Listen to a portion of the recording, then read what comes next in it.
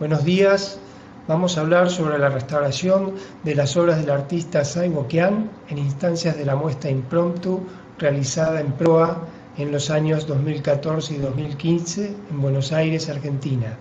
Agradecemos a la Dirección Nacional de Bienes y Sitios Culturales, a Sai Studio, a Tatsumi Masatoshi y a la Fundación Proa.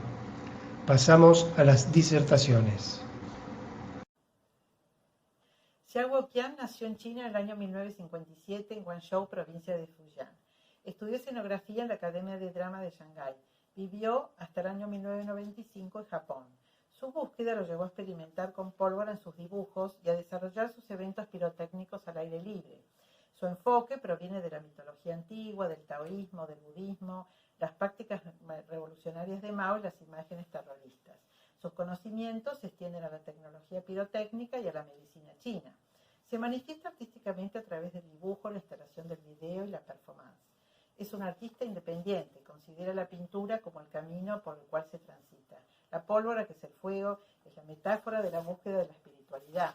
Su obra es el puente entre la ilusión y la realidad. Él produce la luz y la sombra como resultado de su fuego, ese misterio divino que yace en toda obra de arte.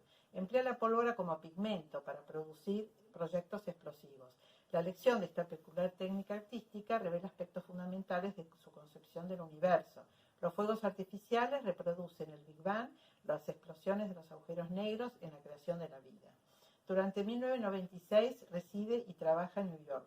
Ha experimentado con pólvora durante más de 30 años. Cada obra forma parte de su experiencia con la cultura local y va de la mano con la pólvora del lugar. Los resultados son impredecibles, por eso llamó a la muestra de Proa Impromptu.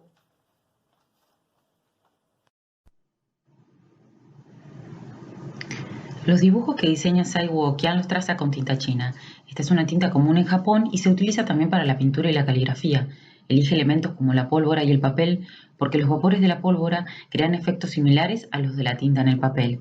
La estructura fibrosa del papel resiste y absorbe el impacto de la explosión, creando diferentes efectos a través de la incineración.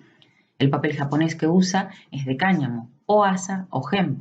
Posee fibras muy largas que permiten realizar hojas de gran formato. Las fibras en estado natural pueden medir de 20 a 25 milímetros de largo. Luego de los diferentes procesos, las fibras se reducen de 10 a 12 milímetros. El hemp procede de una variedad de cannabis conocida como Cannabis sativa L. Este papel se fabrica en la prefectura de Kochi desde hace más de 1000 años. Está compuesto de fibras de cáñamo y koso. Sai utiliza hojas sueltas de 3 metros por 4 metros de formato horizontal. El método de fabricación sigue la tradición japonesa. Sai usa pólvora negra, sola o en combinación. En cuanto a las pinturas de pólvora de colores, son tintes orgánicos, cuyos zumos colorean el papel o el lienzo. Las fábricas de fuego pirotécnicos proveen pólvora de uso recreativo y se producen en diferentes presentaciones de pólvora negra, como ser granulada en polvo, como cascarilla de arroz o espolvoreada con polvo negro. Según la granulometría es el efecto que producirán. La pólvora utilizada en la muestra Impromptu es de un proveedor argentino. Para el proceso creativo de las obras, Sai coloca las hojas de hemp aisladas del suelo sobre papel madera. Esboza dibujos sobre cartón gris para luego calarlos, coloca el cartón calado sobre el hemp y esparce pólvora, retira el cartón gris calado, coloca plantillas y vuelve a esparcir pólvora, sitúa una mecha y cubre con papel glacín, recubre con cartón gris y presiona con peso. Este video muestra cuando enciende la mecha y genera la explosión. Luego los asistentes apagarán los focos de fuego con compresas de trapo. En un rato veremos la explosión.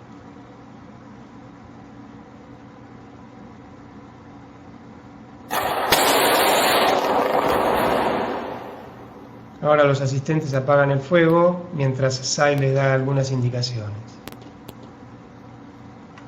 Luego retira la cobertura de cartón gris, retira la cobertura de papel glacín, enciende los restos de pólvora que no se han quemado, levanta el hemp perpendicular al suelo y descarga lo desprendido. La pintura queda plasmada por las quemaduras, agujeros, tiznes, restos de carbón, pólvora y manchas de humo. Para exhibirlo lo monta con clavos al muro, por último coloca firma, título y fecha con tinta china. El proceso lo realiza con la colaboración de sus asistentes y voluntarios. A continuación, el proceso de restauración. Sai usó pólvora argentina con mayor poder de fuego que la americana. Esto generó quemaduras en las obras. La ciudad del sueño eterno medía 3 por 12 metros. Se restauró en 2 semanas justo para la fecha de la inauguración. Centinelas del Valle Encantado medía 3 por 16 metros. Se restauró luego la muestra en 1 semana, pues vencía el embarque a Estados Unidos. Centinelas, para ser exhibida sin restaurar, fue clavada por Say sobre tableros. Decide incorporar el papel madera a la obra. En consecuencia, hubo que montarlo al GEMP antes de realizar los parches. Salvo esta diferencia, las dos restauraciones fueron similares. Se aisló la superficie de suelo con poliéster de 50 micrones. Esta protección evitó que nuestro adhesivo se pegase al suelo. El anverso se limpió con pinceletas, en zonas delicadas por soplado. El reverso se limpió por cepillado. Los residuos removidos daban cuenta del daño. Se recuperaron trozos sueltos de GEMP, se recuperaron trozos carbonizados cuya consistencia lo permitía. Hubo grandes desprendimientos. Presentaban quemaduras, orificios, colgajos, roturas y faltantes. Se confeccionaron parches de GEMP y otros de papel artesanal de similar gramaje. Algunos parches fueron mínimos, otros enormes. Se adhirió con metilcelulosa y PVA neutro al 10%. Se levantaron las hojas para poder realizar los montajes. Se armaron estructuras con prensas, maderas y caballetes. Los montajes se prensaban inmediatamente entre fiselina y papel secante. Se repusieron los desprendimientos, algunos en su lugar original, otros ubicados por textura y color. Se retocó con una mezcla de cenizas y engrudo de mandioca. Se aplicó con espátula, algunos detalles con pastel seco. Se realizaron pruebas de colgado. Para su traslado a Estados Unidos se enrollaron sobre tubos con papel glacín. El trabajo en equipo fue fundamental. Y aquí las obras terminadas. Muchas gracias. Hola, ¿qué tal? Somos Mariela Cantú y Diego Prado de Arca Video Argentino. Arca es un archivo de videoarte argentino que se inició como un proyecto en 2008 y se originó a partir un poco de una necesidad de aglutinar información sobre el videoarte en nuestro país, que un poco dé cuenta de un entramado complejo y de una historia larga y muy fructífera de esta práctica audiovisual en Argentina. Sin embargo, apareció como un gran desafío, pero pensando más profundamente en esa necesidad, apareció un poco la idea de cómo pensar en la inclusión de una pluralidad y una diversidad en los criterios de selección, de descripción y en última instancia también de incorporación de las obras, que no necesariamente terminan respondiendo a una serie de prácticas archivísticas más autoritativas. Y se abrió entonces una nueva etapa para Arca Video, que fue pensarlo como un archivo colaborativo. De esta forma, un poco la propuesta es incorporar narrativas ausentes, nuevas interpretaciones e incluso, como lo va a explicar Diego más en concreto, analizando algunas páginas de la plataforma, la incorporación de nuevo material. Bueno, para describir un poco más concretamente la relación del usuario-usuaria con la plataforma, compartimos algunas imágenes de la misma. Lo central en la navegación es lo intuitivo, digamos. Que el usuario pueda acceder al contenido que está interrelacionado constantemente de distintas maneras, de distintos ángulos. Entonces, tanto aquel usuario que está un poco más en el tema, que conoce respecto de videoarte, de video experimental, puede buscar a partir de títulos de obras o los nombres de los artistas, determinadas exposiciones o muestras o publicaciones sobre esas obras, como así también otros usuarios que no están tan en tema pueden acceder a los mismos contenidos desde otros ángulos, como ser determinadas categorías o temáticas. Puede ser, por ejemplo, temáticas de género, pueblos originarios, dictaduras militares, derechos humanos y demás. Desde esos distintos ángulos acceder a los mismos contenidos. En este caso compartimos la página del artista Graciela Tacchini, que por ahí es un caso bastante completo y complejo de una artista que además es curadora y teórica. En concreto en la página podemos ver, además de links y la biografía del artista, acceder a los deslizables en los que podemos ver las distintas obras del artista, exposiciones y publicaciones. En este caso, como decíamos, en este artista podemos acceder tanto a exposiciones o muestras de ella como artista, como así también muestras en las que participa como curadora. Y lo mismo con las publicaciones, podemos acceder a los archivos de textos realizados por ella sobre obras de otros artistas, como así también textos que se han escrito sobre su obra.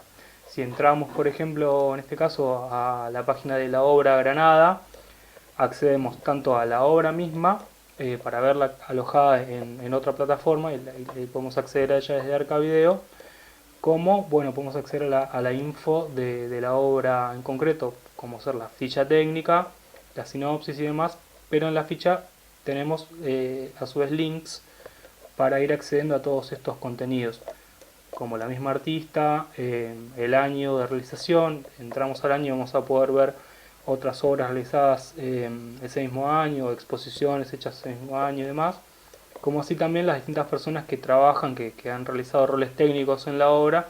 Podemos acceder a la página de esas personas y ver también otras obras en las que han trabajado y demás. A su vez, también dentro de la página de la obra Granada, en este caso, podemos ver los deslizables de exposiciones, ¿no? Entonces accedemos a distintas muestras, exposiciones en las que esa obra estuvo presente, como también publicaciones, y acceder a textos que se han escrito sobre la obra en concreto, como así también contenidos relacionados que son aleatorios, que en cada acceso se renuevan, digamos, de manera aleatoria. En este caso, por ejemplo, con el año, como decíamos, donde vamos a poder ver otras obras o muestras realizadas ese año y obras realizadas como artistas, no por personas que en este caso cumplen roles técnicos dentro de esta obra. Entonces el usuario se vincula con el contenido tanto a través de todos estos links que va encontrando en la navegación, como interactuando a partir del uso de etiquetas o tags que puede ir generando dentro de las mismas obras, y otros usuarios después pueden acceder a esas etiquetas, como así también generar playlists, que sería, digamos, una especie de autocuraduría, de ir generando una lista del contenido que al usuario le interesa, subir contenido en sí mismo que después pasa a ser aprobado, o generar comentarios dentro del contenido que está visualizando. En resumen, la apuesta de pensar Arcavideo en esta nueva versión como archivo colaborativo tiene que ver con permitir que otras dimensiones de lo social y de lo cultural, entre otras políticas de derechos humanos, de colonialidad y ciencias de género, entre muchas otras, puedan ser incorporadas a esta dinámica y a este archivo y estas lecturas, expandiendo la relevancia del contexto, no solo en el que estas obras fueron originariamente producidas, sino en el contexto en el que hoy son visualizadas. En última instancia, un poco la apuesta de Arcavideo se trata de entender los múltiples y los diversos modos en los que el video experimental en Argentina ha históricamente ya venido dialogando con los movimientos sociales, con los eventos culturales y con una inmensa variedad de dimensiones de lo político, en un discurrir que excede con creces el terreno y el circuito del arte contemporáneo. Bueno, les agradecemos mucho y esperamos que visiten la página. Nos vemos muy pronto. ¿Qué tal? Muy buen día, esperando que se encuentren muy bien. El día de hoy mi compañera Carla Colucci y yo, Ana Lisset Mata, les presentaremos nuestra investigación Conservación de expresiones artísticas urbanas no pictóricas, diversidad material y conceptual en los extremos de Latinoamérica, Ciudad de México y Buenos Aires. Me permitiré leer para poder acotarnos al tiempo que tenemos destinado. Sean bienvenidos. El arte urbano es una propuesta artística que por naturaleza busca revolucionar y transgredir el espacio público, vincularse espontáneamente con la gente de a pie sin tener líneas curatoriales ni un marcaje sobre cómo llevar adelante un recorrido estructurado. Por lo general siempre está asociado a propuestas artísticas como el graffiti o el stencil, o bien con el uso de aerosol, broches, marcadores o rodillos. Sin embargo, existen otro tipo de manifestaciones del arte urbano, nacidas también de las luchas sociales, que han encontrado en la calle su mejor escaparate. Decidimos referirnos a ellas como expresiones artísticas urbanas no pictóricas, puesto que si bien emplean la tinta como medio de expresión, no se realizan directamente sobre los muros, sino que se adhieren luego de haber sido previamente diseñadas en papel. A ello comúnmente se le conoce como pastel. El pastel es una de las últimas corrientes derivadas del arte urbano contemporáneo, que se realiza mediante pegatinas de distintos parámetros, gigantografías, murales impresos, afiches, carteles, figurones, collage y stickers. Tomaremos como casos de estudio dos de las ciudades capitales más importantes de América Latina, la Ciudad de México al norte y la Ciudad de Buenos Aires al sur. En ambas, el contexto donde el mensaje significa la fuerza de pegar con efecto la realidad social y política. Si bien en ambos países existe una amplia tradición gráfica en torno a la crítica política con características locales propias, a lo largo de toda Latinoamérica el uso de carteles constituye un tipo de arte rico y diverso que llega a formar parte de la identidad cultural por su derivación con los estilos utilizados en las protestas sociales. A través de estas piezas, en las que se crean collage, composición de imágenes y textos de diversas dimensiones, se construyen microrrelatos. A lo largo de los últimos años, se ha fortalecido el nexo más allá de los espacios físicos de residencia. Se generan imágenes que circulan como pegatinas viajeras mediante correo postal o convocatorias a festivales. Por poner un ejemplo de ello, es el encuentro binacional México-Argentina que se llevó a cabo en la Ciudad de México a principios de 2020. Si bien existen diversos colectivos y exponentes, mencionaremos algunos de ambas ciudades. En México, en la Ciudad de México, por ejemplo, está Tierra y Tinta, Maldita Carmen, Bloque y Black Heart. En Buenos Aires, por otro lado, tenemos a Guille Pachelo, Boxy Trixie, B-Art, Movimiento Petrashus, Buenos Aires Pastop o Fernando Street Art, que en su conjunto generan un concepto, una sensación, una imagen fuerte plagada de frases, colores y estímulos. Todo vale en el Pastop colectivo. Hay tres circunstancias que definen la producción del afiche: la reproducción masiva de copias, la interrelación de texto e imagen y el tamaño del pliego del papel. Ahora bien, nos enfocaremos en su origen material de producción, su manufactura. Los carteles se pueden dividir en dos grandes grupos. Por un lado, los seriados o múltiples que conllevan la copia como lenguaje de producción artístico. Los afiches son láminas realizadas por offset o impresas con métodos plásticos como serigrafía, electrografía, impresiones láser, que en su mayoría se ajustan a los formatos de papeles estándares. Destinados a la rápida lectura, buscan provocar un impacto visual en lugares públicos o con gran afluencia donde habitualmente suelen instalarse, y dar un mensaje artístico o educativo cuyo carácter múltiple, mediante la repetición, refuerza la intención comunicativa subyacente. Desde hace poco más de 5 años, algunos artistas comenzaron a valerse de sistemas denominados letterpress que usaban las imprentas antiguas. Estos afiches de tipografías negras y sólidas sobre fondos de colores estridentes que remiten a la cartelería publicitaria de los locales bailables de cumbia y música popular de la década de los 90, tienen una estética psicodélica que ahora suman frases lisérgicas que pendulan entre la ironía y la inocencia. Por ejemplo, Buenos Aires tiene unos grandes representantes que es el Tano Verón. Por otro lado, existen propuestas únicas realizadas mediante procesos manuales con lápices, rotuladores, carbonillas o acrílicos. Es importante mencionar que también tenemos las técnicas mixtas. Las pegatinas, a diferencia de los afiches, cuentan con modos de creación artesanal o industrial de versatilidad en sus tamaños y variedad de materiales: papel, adhesivos, vinílicos, entre otros. Es importante destacar la elección del espacio físico en donde se emplaza, la forma rápida y accesible en la que se insertan en la calle, las implicaciones del marco temporal de producción de la obra y su duración, la presencia o ausencia del autor, el borramiento del género, la manera en cómo se relacionan con el espectador y, por todo ello, también la forma en que se les conserva. Es importante destacar la permanencia de las expresiones artísticas urbanas no pictóricas es menor a la de otras expresiones callejeras, dado que la mayoría se encuentran amenazadas por estar sometidas a diversos factores que aceleran su deterioro, afectadas por otros artistas a través del pisamiento, que es colocar nuevas obras sobre las ya existentes, o bien siendo marcadas a través de cortes y desgarros por el rechazo que puedan generar sus mensajes implícitos o explícitos. También existen otros factores tales como la intemperie o los materiales inestables que se emplean para su manufactura, así como la adhesión sobre el soporte que se les coloca, ya sean pétreos, metálicos o plásticos. Es importante señalar que el papel en que se realizan las obras nunca resulta ser el más adecuado en términos de conservación, a la vez que los adhesivos empleados para su colocación suelen ser ácidos, por lo que envejecen rápidamente o se generan manchas.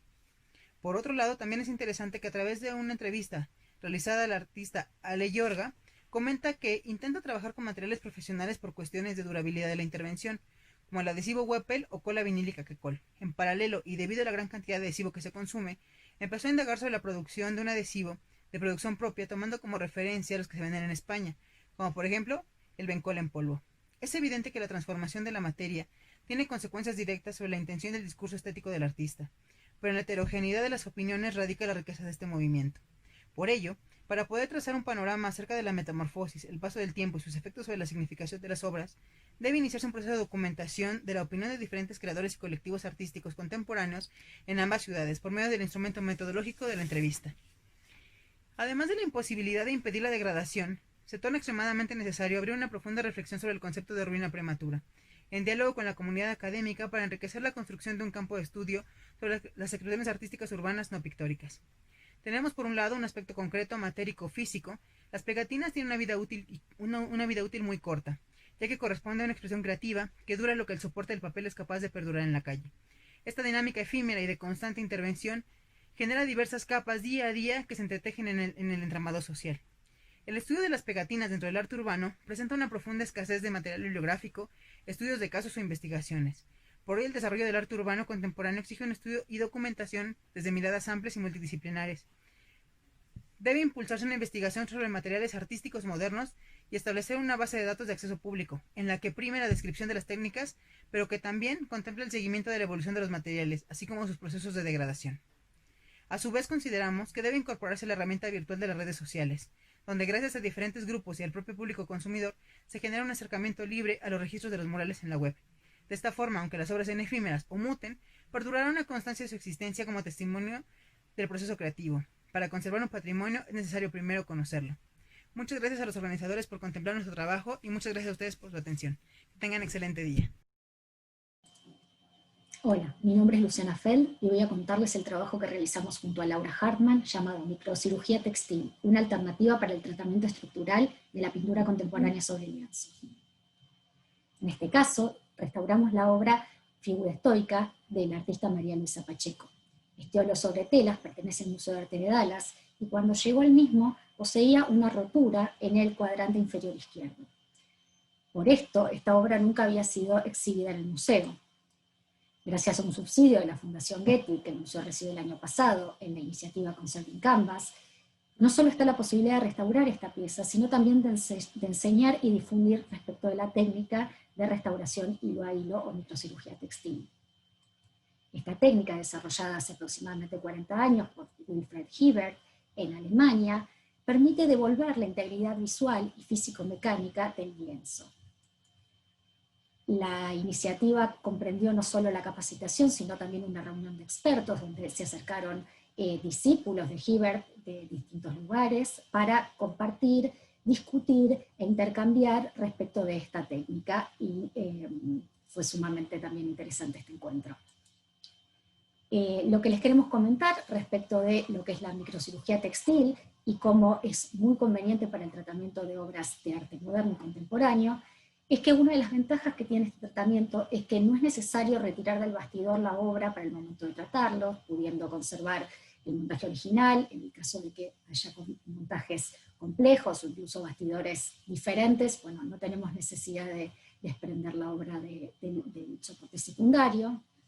El hecho de que algunos de los materiales de las obras más modernas son, quizás no conocemos tan bien cómo pueden reaccionar frente al calor o a ciertos solventes. Bueno, esta técnica no precisa de ellos, realmente solo utiliza adhesivos que son hidrosolubles, con lo cual es una mínima cantidad de humedad lo único que se aplica sobre la obra, y esto lo hace que sea muy factible de llevar adelante en muchas piezas de arte. El hecho de que el tratamiento que realizamos no modifica el reverso, en el caso de que este esté pintado, tenga marcas, inscripciones, sellos, de que la obra tenga que seguir siendo investigada desde el punto de vista físico-químico, este tipo de tratamiento no va a interferir en los resultados posibles de las investigaciones que se tienen que hacer sobre la pieza a futuro, y eso es sumamente importante porque sabemos que cada vez más las obras de arte no solo son objeto de disfrute, sino también de estudio e investigación. Bueno, acá vemos cómo estaba la obra antes de la restauración arriba y debajo luego de la restauración, ¿sí? Entendemos que este tipo de intervención, donde acomodamos cada uno de los hilos pertenecientes a la trama y la urdimbre de la obra, nos permite resultados sumamente interesantes, como por ejemplo lo que tiene que ver con la corrección de deformaciones, que muchas veces estamos acostumbrados a utilizar humedad y presión para corregirla, En este caso, en muchos casos, perdón, con esta técnica, hemos visto que solo con el acomodar los hilos podemos devolver esta cierta planitud o incluso trabajar obras cuya planimetría no es tal, sino que tienen un volumen, mantener este volumen y no aplanarlo y no aplastarlo en el momento de hacer la intervención.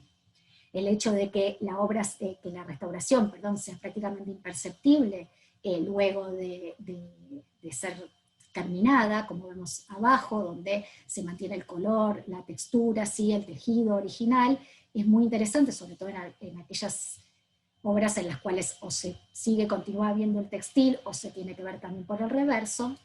Y por supuesto, el hecho de que cuando colocamos el adhesivo lo hacemos solo en los extremos del hilo, de cada uno de los hilos que está roto o separado, o cuando hace falta también incluso agregar algún otro tipo de hilo al tejido porque se ha perdido, pero manteniendo esta individualidad de los hilos y del trabajo de cada uno de los hilos, manteniendo las propiedades mecánicas del textil y al mismo tiempo dándole una continuidad al soporte, donde los hilos que empiezan en un extremo del cuadro y terminan en el otro, mantienen todo, a lo largo de, todo de toda su extensión las tensiones y devolvemos esa fuerza que es al mismo, que funciona tanto de manera independiente de cada uno de los hilos y también como una unidad en todo el textil, es lo que hace que esta técnica funcione tan bien y que no se vuelva a generar este tipo de inconvenientes que muchas veces vemos, que es que donde ha sido reparada una rotura se vuelve a marcar o se vuelve a deformar. Bien. Algo muy positivo de esta técnica es que tanto la fuerza y la resistencia que queda luego, digamos, en la zona que ha sido tratada, es muy similar al resto del soporte. Hay miedo que generalmente se tiene a que esta parte quede más frágil, sin embargo, es sorprendente la resistencia y la fuerza que tienen las reparaciones una vez bien hechas. El hecho de que la estructura del soporte sea similar al tejido del original, por supuesto que nos da una lectura en cuanto a la textura y el acabado de la obra que es sumamente conveniente, sobre todo para los tratamientos posteriores de reintegro. Y el hecho de que el comportamiento que esta restauración tiene a lo largo del tiempo envejece de manera acorde al material original. Vamos a tener una duración a largo plazo muy positiva porque justamente el envejecimiento de los materiales de intervención van a estar funcionando acorde a también los materiales del textil. Entonces, tenemos algunas ventajas de este tratamiento que tienen que ver con la retratabilidad, en caso de que fuese necesario volver a hacerlo, que esperemos que no, pero puede retirarse el trabajo sin que sea demasiado complejo. Son materiales que en general siempre hidrosolubles, no comprometen ni modifican el resto de la obra, estamos hablando de una intervención muy puntual, ya lo dijimos antes, en caso de que hubiese que hacer remoción de barniz o cualquier tipo de tratamiento, también con solventes no va a afectar. Es amigable con la salud del restaurador y del medio ambiente, afortunadamente cada vez prestamos más atención a esto, y los materiales que utilizamos son absolutamente seguros para nosotros. Por ejemplo, uno de los materiales que se utiliza, que es la cola de esturión, si bien tiene un costo un poquito más elevado que otros materiales, la cantidad que se utiliza es muy poca, y bueno, como contra, un poco lo que hemos dicho, diría que quizás la contra más importante a tener en cuenta es que toma más tiempo que otras técnicas de restauración, pero bueno, a medida que tomamos práctica y estamos más acostumbrados a realizarlo, somos más eficientes con nuestro tiempo. Les agradecemos mucho la atención y esperemos que se interesen en seguir averiguando más al respecto de este tema. Muchas gracias. Buenos días, en nombre del Museo Picasso de Barcelona queremos agradecer la oportunidad que nos brindan de participar en este encuentro. Puesto que el tiempo de la presentación está muy acotado, paso a explicar muy brevemente los sistemas de protección que hemos introducido para algunas de nuestras obras en los últimos años. Después de realizar el plan de valoración de riesgos, estimamos que nuestras dos principales amenazas de deterioro eran el vandalismo o accidente involuntario provocado por el gran número de visitantes del museo y las características de algunas de nuestras salas. Les recuerdo que el museo está en un conjunto de edificios de estructura medieval y el segundo agente de deterioro, las fluctuaciones de clima como efecto colateral precisamente de esta gran influencia del público. Somos un museo con unas infraestructuras equipadas y adaptadas a las necesidades de conservación preventiva, pero pensamos que las soluciones generales, es decir, la estricta climatización de las salas, podía reforzarse con medidas particulares para algunas obras de especial sensibilidad. Esto nos llevó a introducir sistemas pasivos de control o barreras de control que aplicamos en base a criterios de vulnerabilidad de las obras. Contamos con un alto porcentaje de obras sobre papel, la mayoría dibujos de primera época, que están trabajados por ambas caras. Esto implica una gestión esmerada en cuanto a las condiciones de montaje y exposición, por lo que priorizamos los sistemas de montaje realizados con mínima intervención, evitando fijaciones directas a las obras con el fin de reducir su posterior manipulación.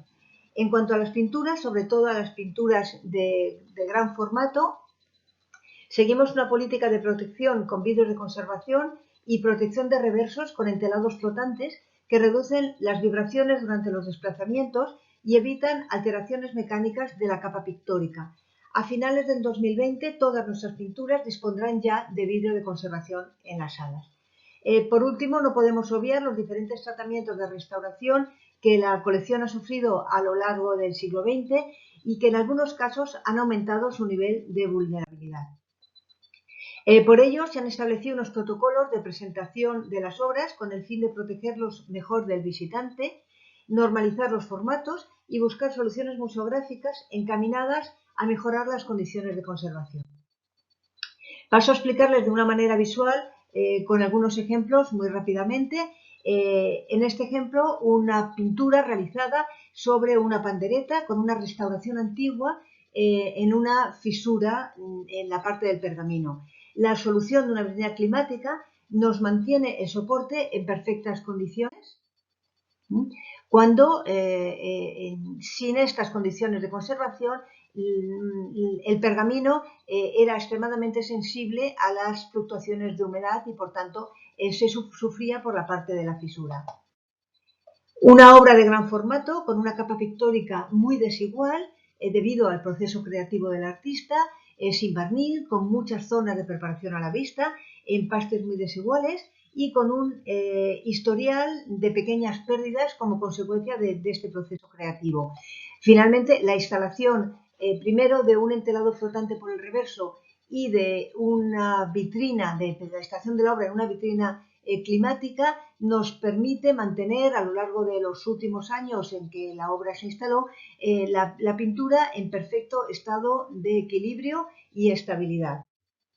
Otro ejemplo que hemos elegido de vulnerabilidad de obras para aplicar este tipo de vitrinas, por ejemplo, obras que tienen pinturas, un soporte extremadamente sensible y con una clara fatiga de materiales. En este caso, una pintura de 1917 hecha con tejido de algodón y, como pueden ver en la foto de la izquierda, con una capa pictórica tremendamente alterada. Su instalación hace apenas 3 años en una vitrina climática nos permite mantener este tejido estable y evitar movimientos y tensiones y nuevas tensiones mecánicas.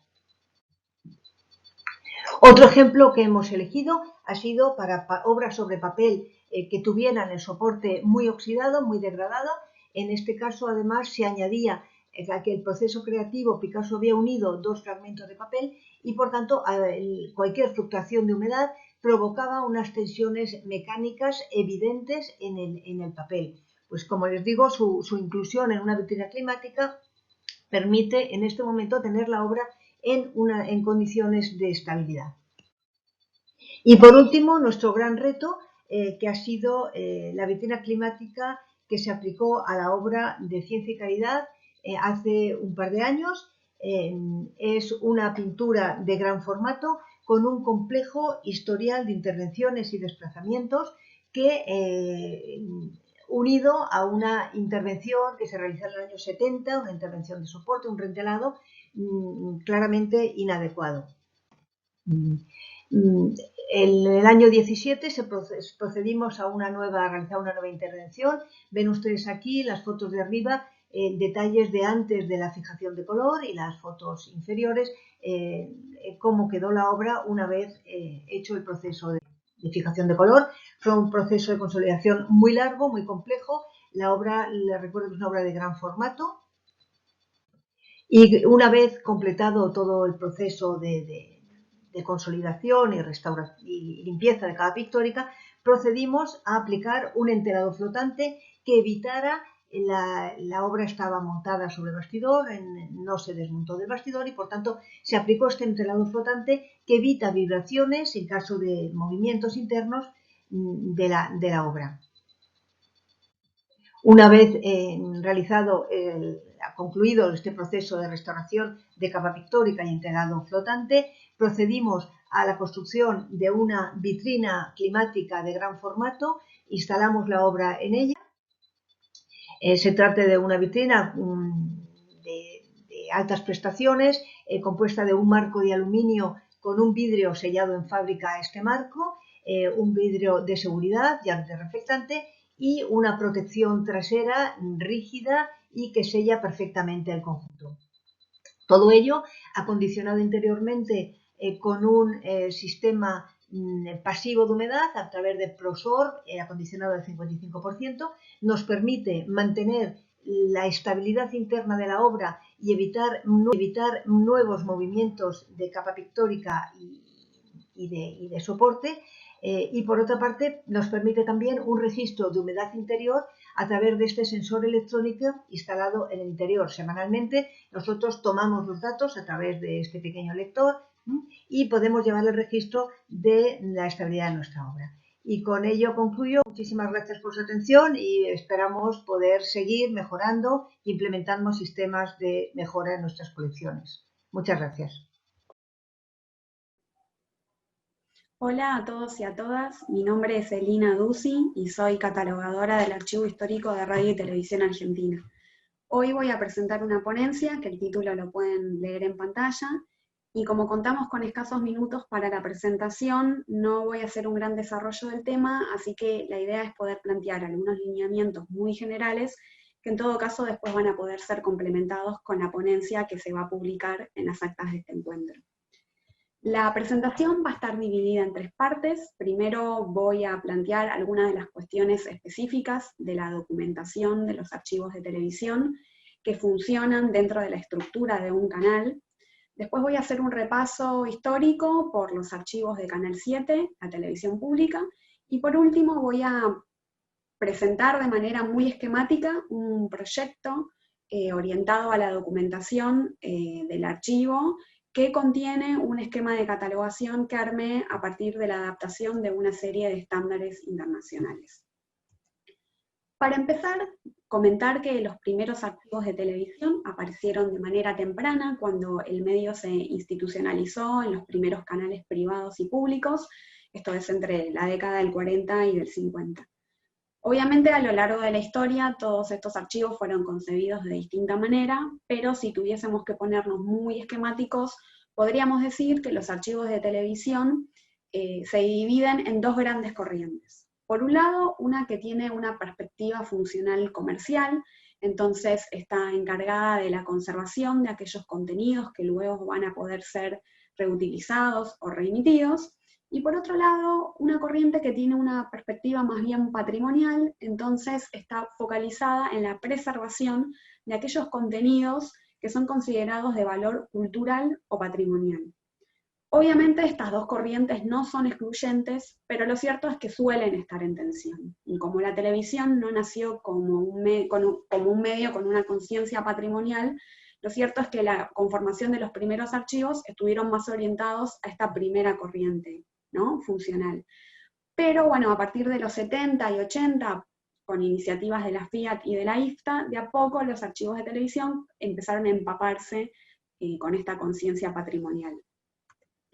Los archivos de televisión se caracterizan por su abundancia, heterogeneidad, fragmentación, obsolescencia, y ante este panorama que parece medio caótico, la organización documental aparece como una actividad prioritaria. Y esto es porque el control físico e intelectual del acervo va a allanar el camino para poder tomar una serie de decisiones vinculadas con la selección, la conservación y la difusión.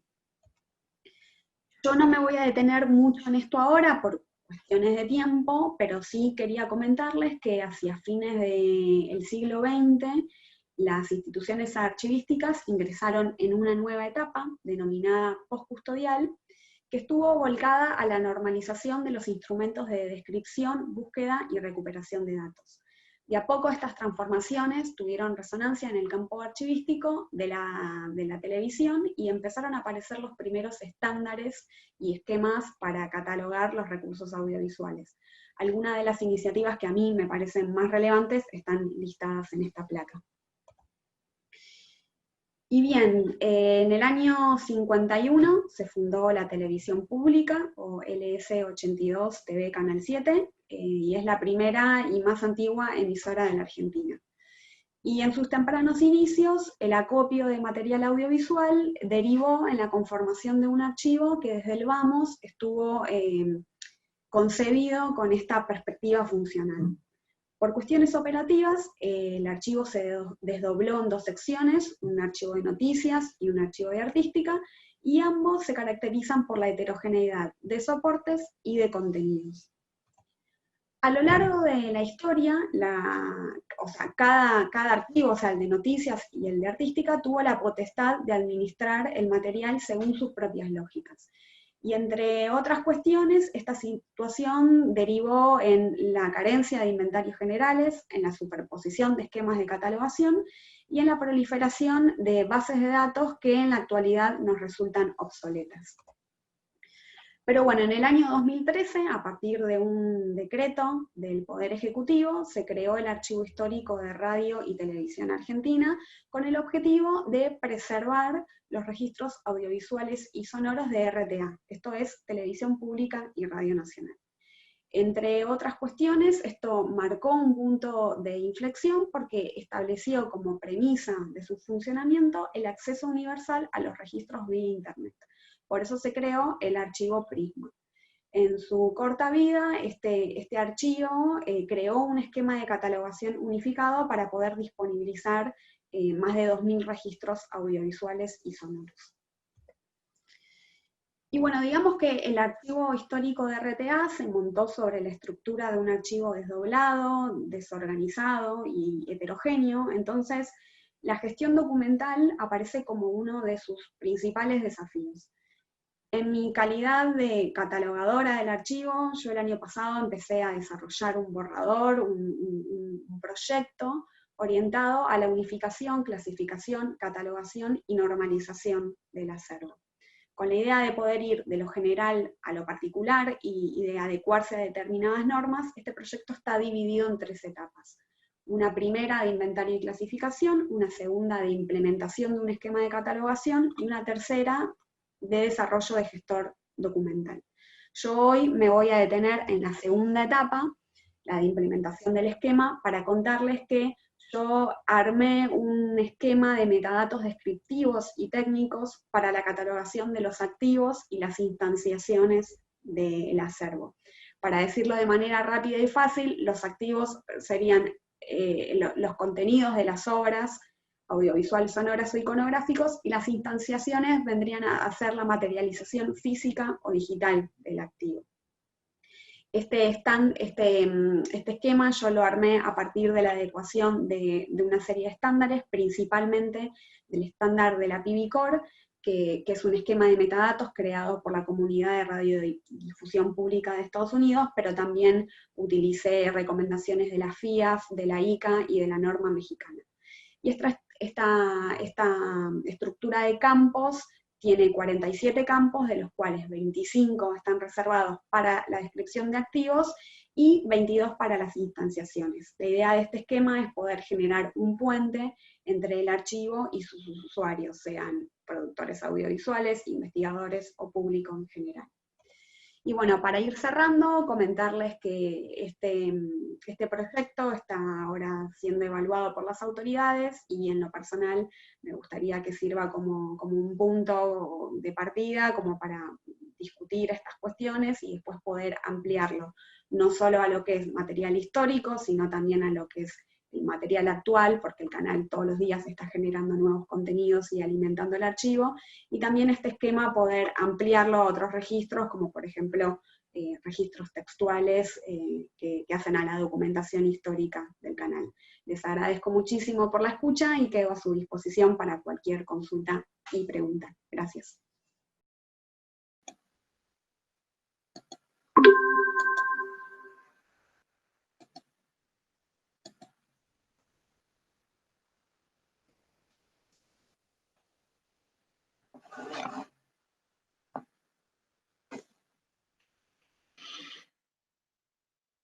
Llevar adelante la conservación y restauración del patrimonio artístico de la Escuela Provincial de Artes Visuales, profesor Juan Mantovani, surge de la necesidad de tratar el valioso acervo de una institución que ya cumple 80 años de existencia.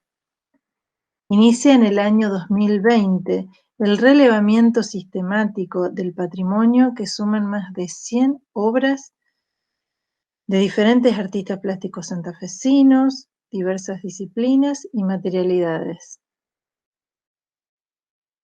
En simultáneo, se conformó el taller con el equipamiento necesario, mediante la gestión de subsidios de diferentes organismos, ONG, gremios y comerciantes amigos. Se llevaron a cabo tareas de conservación y restauración de obras que requerían un tratamiento prioritario, y se continúa. El aislamiento y distanciamiento social preventivo y obligatorio impulsó a realizar modificaciones en las actividades programadas de restauración y capacitación. En primera instancia, se realizó el volcado de los datos relevados, dando inicio a la documentación de fichas técnicas. Actualmente, se trabaja interdisciplinariamente con la carrera de técnico superior en museología y gestión patrimonial. Los estudiantes están llevando adelante entrevistas con los artistas y familiares de artistas para enriquecer la información sobre el patrimonio y contribuir al guión expositivo que se está proyectando realizar. Documentación, conservación y restauración de obras de arte son algunas de las tareas fundamentales de un conjunto de acciones que son necesarias para la gestión integral del patrimonio. Se es consciente que son las obras de arte contemporáneo las que necesitan de un debate abierto de toda la comunidad institucional y de la participación de diversas disciplinas para implementar nuevos criterios de documentación y conservación dinámica, con una variedad de posibilidades para garantizar su legado a futuras generaciones. Es tal vez el arte contemporáneo el que nos muestre el nivel de conciencia que existe ante los vertiginosos cambios de paradigma. ¿Cuánto y cómo de los innumerables formatos de expresión artística podrán ser conservados? Son algunas de muchas preguntas importantes que se socialicen más allá de las respuestas que se puedan dar al respecto. En estos meses se está llevando adelante la creación de una obra colectiva propuesta desde la institución hacia toda la comunidad educativa. Quedará conformada una gran manta, una pieza textil que requerirá un sistema de guarda y de montaje adecuado. Desde el taller de conservación y restauración se trabaja para esta pieza. Ingresará a formar parte de la colección institucional. Un diseño de soporte y un sistema de guarda que garanticen mayor durabilidad de la misma.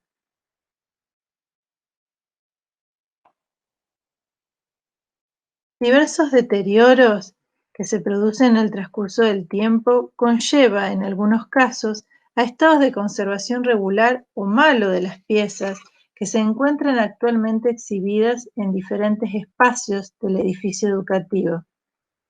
En víspera de ampliaciones edilicias, se proyecta la necesidad de generar un espacio de reserva técnica y garantizar espacios de exposición adecuada a la materialidad de cada obra artística. Si bien el patrimonio necesita el diagnóstico, tratamiento, documentación y monitoreo constante por parte de especialistas, el proyecto incluye realizar diferentes actividades que fomenten la concientización del alumnado y personal de la institución en el cuidado comunitario del patrimonio, como agentes fundamentales de formación hacia hábitos adecuados, de manipulación y uso de los mismos. Esto a futuro reducirá los daños sobre los bienes patrimoniales artísticos y del inmueble, ya que el edificio, por su antigüedad y usos, también está declarado Patrimonio de Interés Provincial. La dinámica institucional ha sido muy amplia a lo largo de la historia. En los últimos años se dictan talleres de expresión creadora para personas de 6 a 17 años. Se imparte educación formal del nivel secundario y 2 carreras de nivel superior.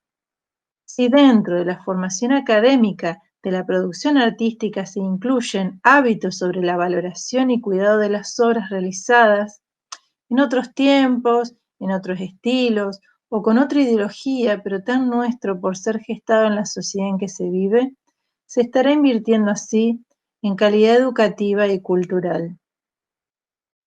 Ante un gran cambio de paradigma que atraviesa la humanidad, la educación y la conservación del patrimonio son fundamentales, tienen un lugar preponderante en la organización social y avance cultural de los pueblos. Es por eso que agradecemos a todos los que contribuyen a que este proyecto sea posible. Cuidar el patrimonio es una tarea colectiva. Gracias.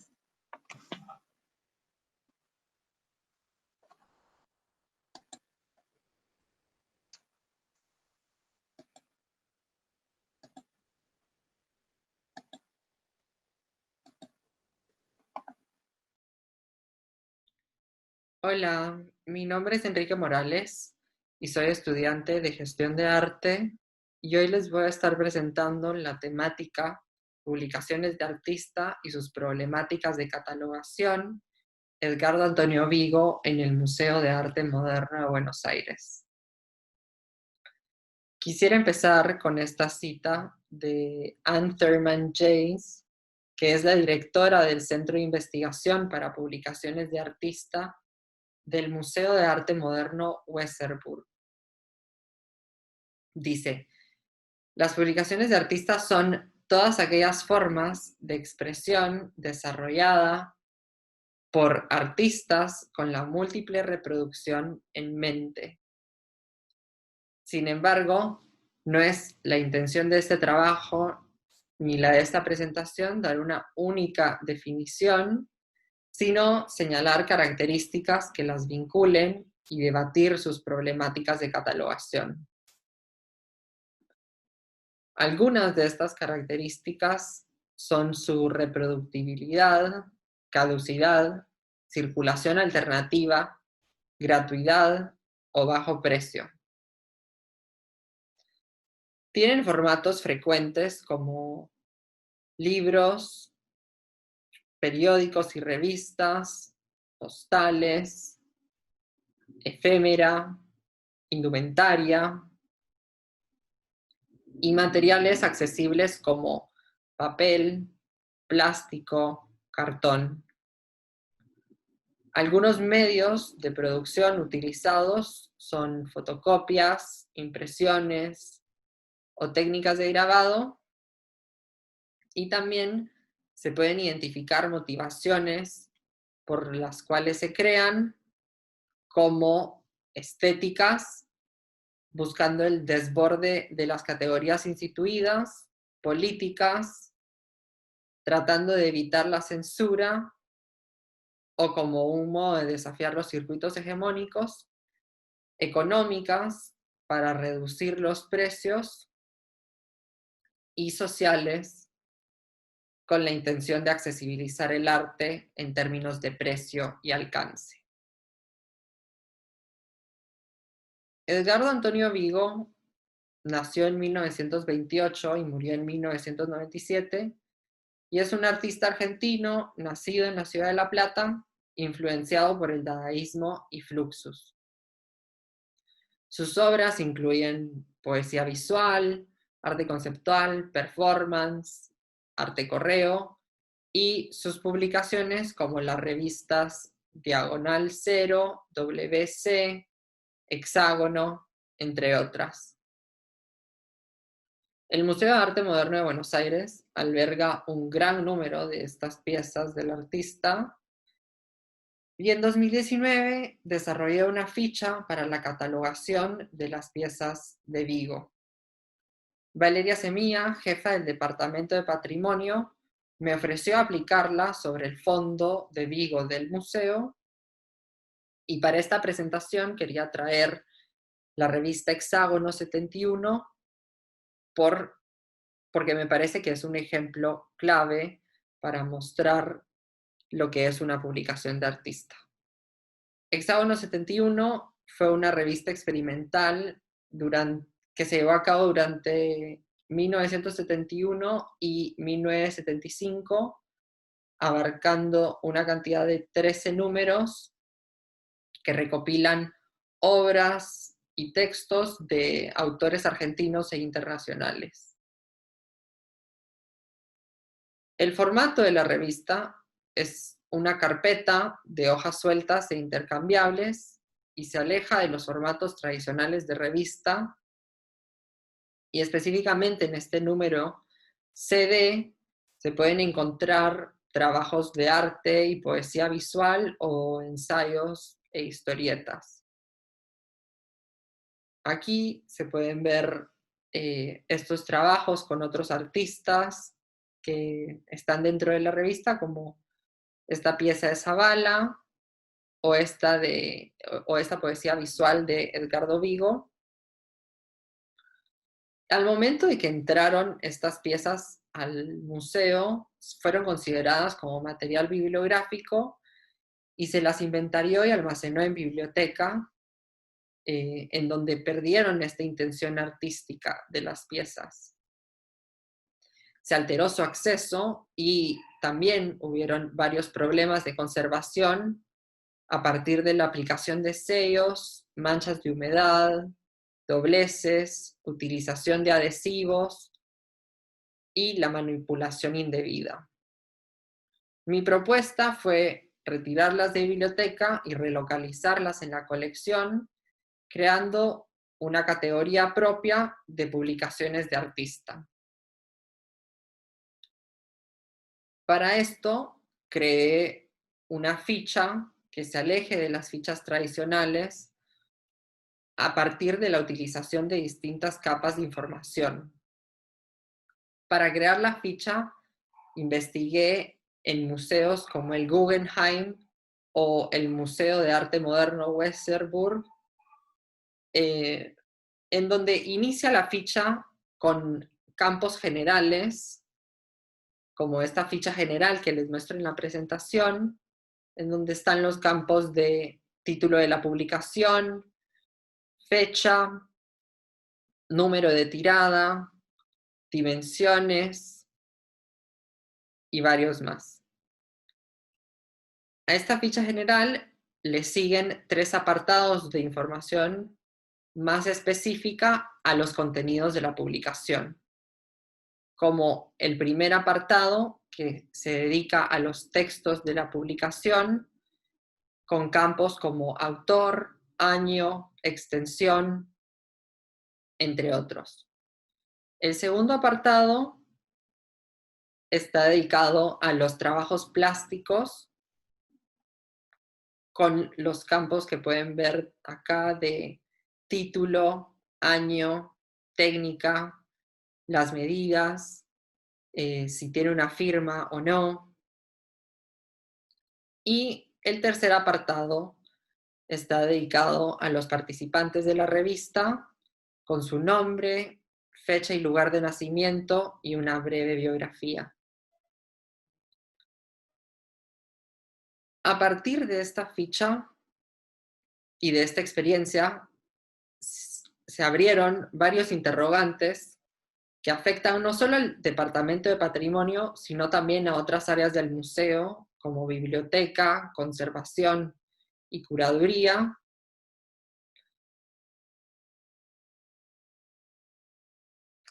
y quisiera abrir estos interrogantes al público y que se sigan generando estos cuestionamientos, ya que el proyecto sigue actualmente en curso y se puede aplicar en otras instituciones.